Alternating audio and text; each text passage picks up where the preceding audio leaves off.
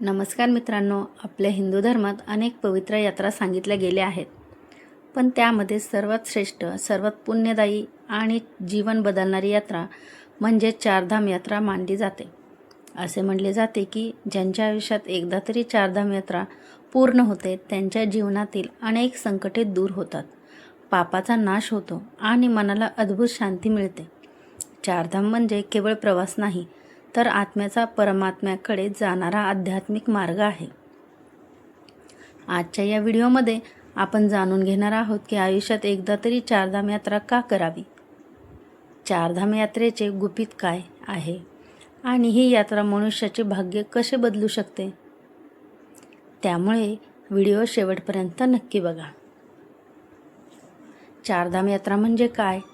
चारधाम म्हणजे हिंदू धर्मातील 4 अत्यंत पवित्र तीर्थक्षेत्रे भारताच्या 4 दिशांना वसलेली ही स्थळे आहेत.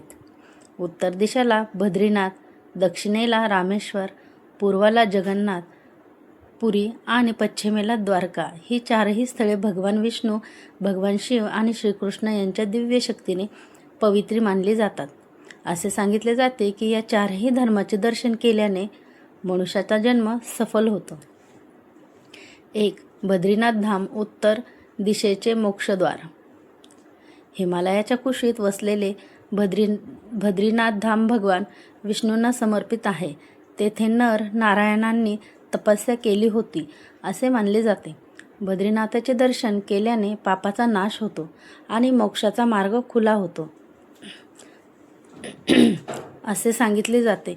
बर्फाच्छादित पर्वत, अलकनंदा नदी आणि दिव्य वातावरण मनाला शांत करते. 2 नंबर आहे रामेश्वर, दक्षिणेचे शिवधाम. रामेश्वर हे भगवान शिवाचे अत्यंत पवित्र स्थान आहे. श्रीरामांनी लंकेवर जाण्यापूर्वी येथे शिवलिंगाची स्थापना केली होती असे मानले जाते. रामेश्वराचे दर्शन केल्याने पूर्वजांचे दोष कमी होतात, घरातील अडचणी दूर होतात आणि मनाला स्थैर्य मिळते असे सांगितले जाते.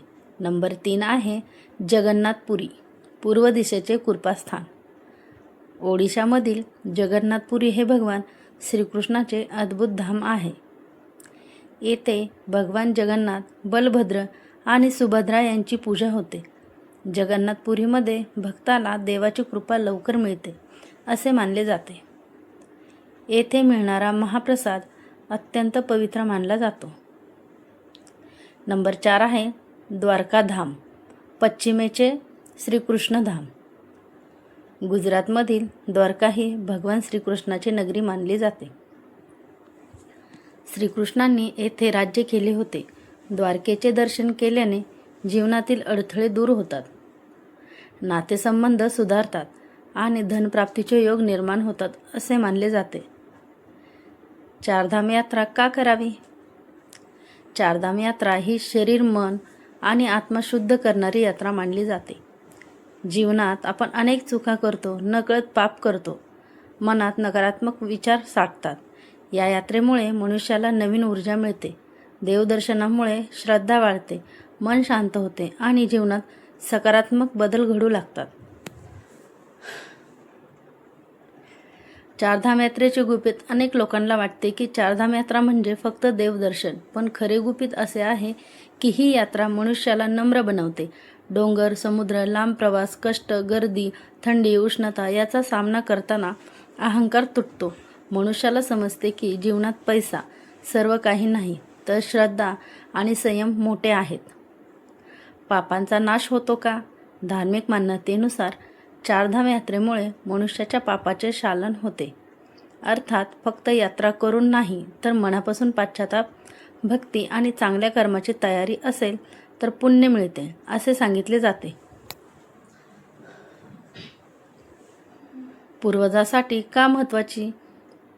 अनेक जण चारधाम यात्रा आपल्या पूर्वजांच्या स्मरणार्थ करतात. देवस्थानात जाऊन पूर्वजांसाठी प्रार्थना केल्याने त्यांना शांती मिळते असे मानले जाते. त्यामुळे घरात सुख शांती वाढते. भाग्य बदलते का? अनेक भक्त सांगतात की यात्रेनंतर त्यांच्या जीवनात चांगले बदल झाले, नोकरीचे प्रश्न सुटले, घरातील वाद कमी झाले, मनातील भीती दूर झाली, आरोग्यात सुधारणा झाली.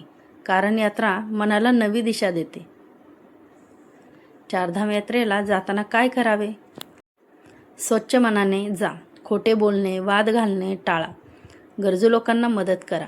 मंदिरात श्रद्धेने दर्शन घ्या. जिथे शक्य असेल तिथे दान करा. प्रवासात संयम ठेवा. प्रत्येक व्यक्तीने आपल्या आयुष्यात एकदा तरी चारधाम यात्रा करण्याचा संकल्प करावा. तरुण वयात केल्यास ऊर्जा मिळते. वृद्धपकाळात केल्यास मनाला शांती मिळते.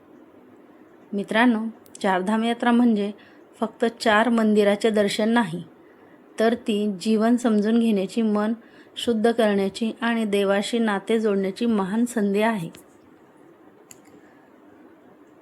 म्हणूनच असे म्हटले जाते की आयुष्यात एकदा तरी चारधाम यात्रा जरूर करावी.